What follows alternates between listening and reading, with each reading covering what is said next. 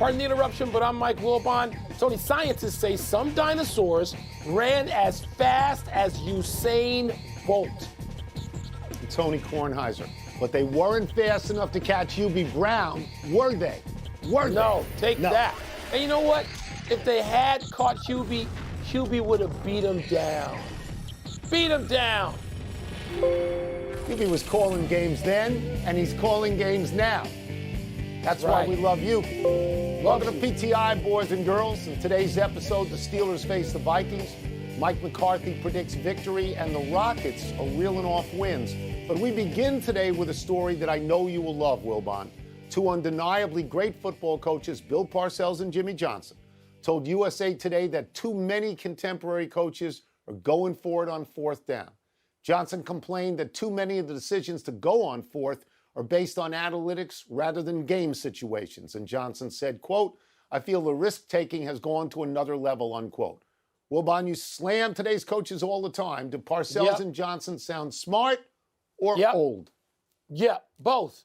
I mean, the older you are, the smarter you get. So yes. They sound wise. They sound like people wearing rings, unlike a lot of people who go for it on fourth down from deep in their own territory, who not only aren't wearing rings, they don't even wear a win until last week. So yes, they sound smart. And Tony, it goes back to a day when you could go to the NFC East, which featured those two men for a while.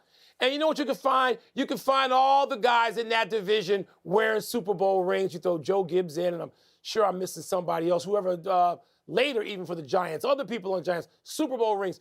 And so, Tony, yes, I believe in what they're saying because people now go for it for fourth down based on a chart or a card, like the two-point conversion versus the kick. And they go for it for reasons that don't have to do with, let me look at who's across the line from me at nose tackle or the four fellows across the line from me to figure out whether or not we should be going for it on 4th and 2. There are all kinds of reasons that don't have anything to do with personnel, your own personnel, your gut feeling, the conditions of the game and the tundra. I don't believe in today's coaches versus these two gentlemen who wear gold jackets. Yeah, so let me say, first of all, how thrilled I am to be talking about two people who are actually older than I am, which I thought was impossible. I love both these guys. I covered both of them. And second of all, let me say, and this is where we part company to a degree, that I'd rather see somebody go for it than see a punt. I mean, it's a television show to me. It's entertainment. I think that they sound both smart and old. I'm not going to take the automatic knee-jerk position that all analytics are bad because it's an easy position to take. I do agree with you that if you only go by the card and you don't care about what's out in front of you, that you're making a mistake. I think that that is a mistake. I would point this out, Mike, though. Since 2017, attempts to go on fourth are up 73%. Success on conversions this year is at 52%. Success last year was at 55%. And by the way, these guys went for it. Parcells went for it because he had great blockers, and Jimmy went for it because he had Aikman and Irvin and Emmett. I wouldn't go for it from my own 20 like your boy in Detroit did, but I'd go from my own 40. I would. Yeah. As long as Tony, the weather let me and the players let me. It does depend. This ain't a TV show to me. You want to have that, go get one of your figure skating shows. That's TV. Or The Masked Bandit or whatever that stupid stuff is, or Law & Order, which I watch. These aren't TV shows. This is sports, okay? So treat it like that. And sadly, too many of today's coaches don't seem to have the conviction that these two have. And I know you believe that. You may not say it as you protect the shield, but you know those guys have conviction. What I found interesting, Mike, what I found interesting was they both praised Harbaugh, that Harbaugh went for it, on the two-point situation. And they say that he's earned it. I'm going to suggest to you that 5 years from now, because Harbaugh's been in the league 10 to 12 years, 5 years from now, some of these other guys like McVay and Kingsbury and Shanahan, when they're in there 8, 10 years, they'll have earned it. They may all be gone. The Steelers face the Vikes tonight in a matchup of mediocre teams. The Steelers barely squeaked by the Ravens on Sunday, while the Vikings lost to the previous winless and aforementioned Lions. But both teams are just outside the playoffs now. Tony, so is tonight's game something or nothing? It's something for a variety of reasons, and not just because 20 million people are going to watch. It's something because the only way you can get to the Super Bowl is to get in the playoffs. So if you're still fighting to get in the playoffs, that's a good thing. And it's something because of the way these two teams have played this year. Okay, the Minnesota Vikings, 11 games so far, Mike, have been decided by 8 points or fewer, and they're 4-7 in them, and that stinks. And the Pittsburgh Steelers have been in 8 games already decided by 8 or fewer, and they're 6-1-1. And they had the 2 best endings last week. They went down to the buzzer. The Lions beat the Vikings at the buzzer, and the Steelers won at the buzzer because Baltimore missed a 2-point conversion. I mean, to me, it shapes up as an exciting game. I'm not going to say exciting. It's a consequential game because the loser is likely out of here and going to be further outside the playoffs. And the Vikings, I don't know what's going to happen to Zimmer. I watch all the NFC Central games, and I look at Zimmer, and I look at their quarterback. How you like that? And I'm thinking, you know what? I don't care what the numbers say, the analytics. I don't care what Captain Kirk's numbers are. He doesn't get it done. Doesn't get it done in pressure games across time. Pretty good quarterback, good talent. I might look at him compared to 9 out of the last 10 Bears quarterbacks and say I'd take him because I would, because ours usually stink. But Tony, this is a game where it's so mediocre, the loser can go bye-bye, and the winner doesn't assure itself of anything either. The winner could go bye-bye next week. And that's the NFL we have today. I'm not going to call it exciting. It's sort of fun. It's interesting. Exciting? Not to me. I'm going to go to Kirk Cousins just for a second here because that's the most confounding team to me in the entire league. Yes. Kirk Cousins' statistics are great. He's got 25 touchdown passes and only 3 picks. That's Aaron Rodgers' land. Rodgers 23-4. But to your point, Rodgers' team is 9-3 and Cousins' team is 5-7. Maybe it's coaching. Maybe it is coaching and not just the guy at quarterback. Maybe. Let's move now to the hottest team in the NBA. And shockingly, it's the Houston Rockets. A couple of weeks ago, they were in the process of losing 15 straight games.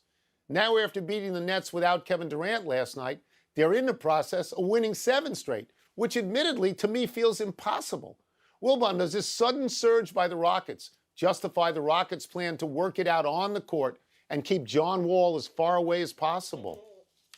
Temporarily, Tone. I mean, we just talked about a segment where 2 Hall of Fame coaches said coaches will justify whatever through the numbers. We just talked about that. So, yeah, I mean, if you're trying to make a case for your own preposterous case, and you and I feel it is that way, to just send John Wall home forever, so you can justify playing the young stars, yeah, you can make that case. But let's see how long that lasts. And I'll give Houston plenty of credit. They didn't just beat anybody last night. They beat the Brooklyn Nets, favored by the Vegas touts you always quote, to be the favorites to win the NBA championship. They beat the Nets last night. Granted, Kevin Durant didn't play. But, Tony, they have played well. He didn't play, but they beat the Nets. And they should be able to win, you would think, without KD against that squad, which was 1-16 at one point. Right. So you can justify whatever you want. I hate it that John Wall is just told to go away forever. I don't particularly like that. Houston is curious to watch though because they got a kid like Christian Wood who can play, who makes no money, and somebody might try to make a play for before the trade deadline. So I don't know anybody on the Houston Rockets, and to me it feels like if you play there, you've been put in exile. And I will tell you that I am stunned by this. Absolutely stunned by this. I thought the Rockets were going to lose 65 to 70 games this year. And I thought they would fire their coach, Silas, and then I was going to rail against management and ownership for being totally incompetent because you didn't give them anything to work with. And I'll get to the subject of John Wall. As you know, I'm not crazy about John Wall at all. I was glad when the Wizards traded him for Russell Westbrook. But I sat on this show a few weeks ago and I said, they're not going to be 1-15 with John Wall. What are you people doing? So I'm stunned that they are 8-16 without John Wall. So maybe they're right. I gotta shut my mouth because I don't know how this is happening. Yeah. Let's take a break. Surprise, surprise. Coming up, did Mike McCarthy hurt himself when he said that he's confident his Cowboys will beat the football team on Sunday? And what is wrong with the Ravens offense? We're going to ask Booger McFarland. I mean, how about your quarterback, number 12? Doubling down on owning the Bears. How about that? That was much more egregious than this Cowboys quarterback. But you think he does own the Bears. You think the Bears are going to lose? Yeah. Pardon the interruption is presented by Truly Hard Seltzer. Live truly. Please drink responsibly. NFL schedule kicks off tonight, which makes it a perfect time to bring in our great friend from NFL Monday Night Countdown, ESPN NFL analyst Booger McFarland, frequent contributor of my podcast where he gets better reviews than I do. Booger, let me start with this. Cowboys coach Mike McCarthy returned from COVID today. He said of his team's game with the Washington football team on Sunday right here in Washington, D.C., quote, "We're going to win this game. I'm confident about that," unquote. If you played for Washington, how would you feel about what McCarthy said? Well, first thing I would say, Tony, it beats the alternative. It beats him going out saying, hey, guys, I got no confidence in us and whatsoever that we're going to win this game. Ultimately, it's going to be determined by how we play on the field. Yeah, publicly, I'm going to stand behind my coach. My coach has my back and I have his back.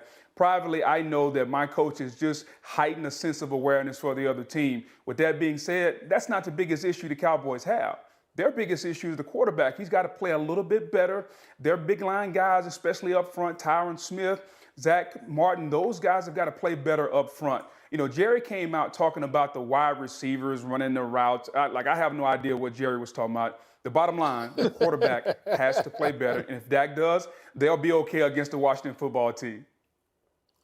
Booker, we're going to go about 40 miles down the road a little bit, or maybe up the road to the Ravens, who have scored like 10, 16, 16, 19 in their last few games. Lamar Jackson missed one of those. But still, what's wrong with the Ravens' offense lately? You know, Mike, this all goes back to that Thursday night. Remember against the Dolphins, it was a Thursday night game. You may have been watching. I watched a little bit. I was watching. But the Dolphins had a particular game plan against the Ravens. They came out and they blitzed Lamar Jackson up and down the field. It was zero blitz. It was simulated pressures. And the Ravens could not handle it. So this being a copycat league, meaning every team is going to do what's successful the week before, every team since then has blitzed the Ravens. And Lamar Jackson has been bad. So as much credit as we give Lamar early in the season for being MVP Lamar and playing well, the last 3 or 4 games he's played bad. As a matter of fact, the last 3 games, his QBR on a scale of 0 to 100 is less than 10, and it's all against the blitz. They have got to come up with a better game plan when teams come with their blitz package, because right now, Greg Roman, the offensive coordinator, and the quarterback, Lamar Jackson, are not handling the blitz very well. Well, one coach who seems to always come up with the right game plan, of course, is Bill Belichick, who said after winning in the wind and rain and snow and everything that was going on in Buffalo, he said, that's why we practice in this bleep as a player. Does that make it all worthwhile to you, or are you thinking sometimes, you know what, the dome is just fine, we can still put a game plan together there?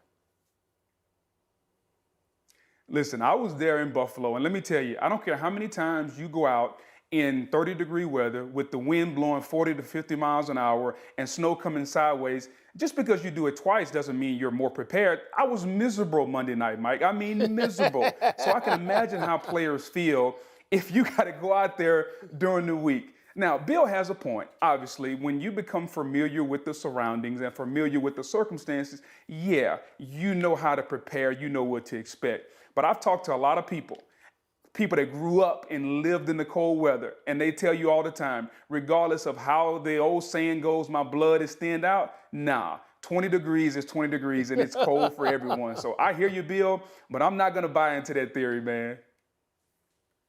All right, Booger, we get you out of here on this, and we're going to stay with that game. After that game, a couple of Bills players, Micah Hyde and Jordan Poyer of the Bills, they were very upset when a reporter asked them whether the way they lost was embarrassing. You're a guy who played in the trenches. You played in that hand-to-hand combat in the league. Is that question fair under those circumstances? Is that question fair? Yeah, Tony, I think the premise of the question is fair. I don't think the trigger word embarrassing was the right word, because we all have things that make us very sensitive and make our awareness become heightened. That would be like somebody saying, hey, Tony, Mike, and Booger, have you guys ever thought how good you would look with hair? Like all 3 of us would probably get upset because none of us are blessed with a full head of hair. Okay, so imagine how we would feel if somebody asked us that question. So it's a fair question when a team only throws the football 3 times. Hey, did you feel kind of embarrassed the way they did you? But on the surface, when you ask the NFL player, hey, are you embarrassed? You can't do that. And so I understand their response. I understand their reaction. But Buffalo's got to play better. You know, we can talk about the reaction and talk about the trigger word all we want to. That's 2 times we've seen the Buffalo Bills have the ball ran down their throat. Remember, a few weeks ago, the Indianapolis Colts did the same thing. Jonathan Taylor up and down the field. So that's twice in about a month that teams have come into Buffalo and ran the ball down their throat. That's why I think this Sunday, they're coming down here to Tampa. Now, thankfully, it's 85 degrees here in my city where I live. They won't have to deal with the cold weather, but they are going to have to deal with a Buccaneer team that's playing well. Leonard Fournette is a big physical back that's running the ball, and Tom Brady is playing like an MVP candidate right now. So Buffalo's got bigger issues than whether or not they were embarrassed by Bill. They better not get embarrassed by Tom Brady and the Buccaneers when they come down to Tampa. Thank you so much, Booger. I'm going to leave quickly and get a hair piece for the next time we do this show. Thank you. Hey, listen, we all are in the same boat, man. We all need more hair. Yeah. Let's take one last break. Still to come, Steph Curry doesn't get the 16 threes some thought he might gun for because he gunned for them. Nah, man. He knew he wasn't getting 16. Yeah. He never had 16 before. With all the COVID cases in the NBA. Wilbon, you think that Booger wearing that Wingfoot shirt is trying to invite us to play with him at Wingfoot? 9th birthday, Dick Butkus, one of your idols, Wilbon. Butkus was born and raised in Chicago, attended the University of Illinois, where he was named MVP of the Big Ten. And how many defensive players can say that? Butkus went on to the Chicago Bears, where in 9 seasons, he was first-team All-Pro 6 times. You want to know how great a linebacker Butkus was? You know that award they give every year to the top college linebacker? It's called the Butkus Award. That's right. Butkus was the youngest of 8 children, and at birth he weighed 13 pounds, 6 ounces, to which I say, make room at the dinner table for this one. The shame of his playing career is that Butkus never made the playoffs. Sadly, he and Sayers didn't. Tony, a few years ago, I was butt dialing, obviously mistakenly butt dialing, the great Dick Butkus. He's in California. It's like midnight in the East. I mean 3 a.m. in the East. It's still late in the Pacific Coast time. And Butkus one night, he called me back and said, hey, Wilbon, stop butt dialing me.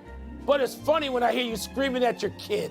And he broke into laughter. I was terrified when I saw Dick Butkus calling me, and then I was butt dialing him. But he got such a kick out of me screaming at Matthew. I love Dick Butkus.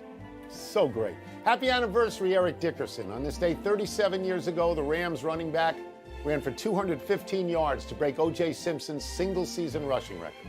O.J. had broken Jim Brown's record in 1973 when he got 2,003 yards in 14 games. Dickerson played 16 games on the way to 2,105 yards, a record that still stands. Now, you'd think with a 17-game schedule, Dickerson's mark might be vulnerable to someone like a healthy Derrick Henry. But for the sake of argument, Henry was averaging 117 yards a game this year before getting injured. 117 yards, 17 games would give Henry 1,989 yards, 116 yards short of the Rambassador. For 17 games, you're going to have to average 123.9 to beat Dickerson. Tony, you know he could average 122.9 or 132.9 if healthy. Sadly, not healthy right now. A near happy trails to home ice for the Arizona Coyotes. The city of Glendale, where the Coyotes currently play, informed the team it plans to lock the Coyotes out of their home arena if the team doesn't pay its delinquent tax bill and other charges by December 20th. Reportedly, the Coyotes owe Glendale about $250,000 out of a total of $1.3 million of taxes and fees. The Coyotes publicly expressed regret, promised to make all payments by the morning, and today, according to ace reporter Michael Wilbon of ESPN, they did indeed pay up. The complicating factor here is the Coyotes have informed Glendale of their intent to move out and into an as-yet unbuilt arena in Tempe, so nerves are frayed. Wilbon, this is your state. What's going on? Nobody knows. I mean, this franchise has had issues for years now. Who knows where they're going to play in the future? I like outside, though. Let's go to the big thing. Let's go. Background. Both the Raptors and the Pacers canceled today's practice out of an abundance of caution due to health and safety protocols. Your thoughts? It's sad to hear that Rick Carlisle is in protocol. Bulls added Derrick Jones Jr., Tony. Just because you're vaccinated doesn't mean you can't test positive. Steph Curry hit 6 threes in a win over the Blazers. and is 10 away from breaking Ray Allen's record. Your reaction? Relax. He'll get it. Grambling State is reportedly hiring Hugh Jackson to be its new head coach. Does that make sense? I think it's a terrific hire, Tone. I talked yesterday about the renaissance at HBCUs on all sports, but particularly football. It seems the Knicks lost by 20 to the Pacers last night, but fawned over Obi Toppin's through-the-legs dunk. How you feeling about that? In the old days, the next time down the court, he'd have been hit in the throat. He'd end up on his back. Last one, number 1 Purdue at 4-4 Rutgers. Are you smelling upset? No.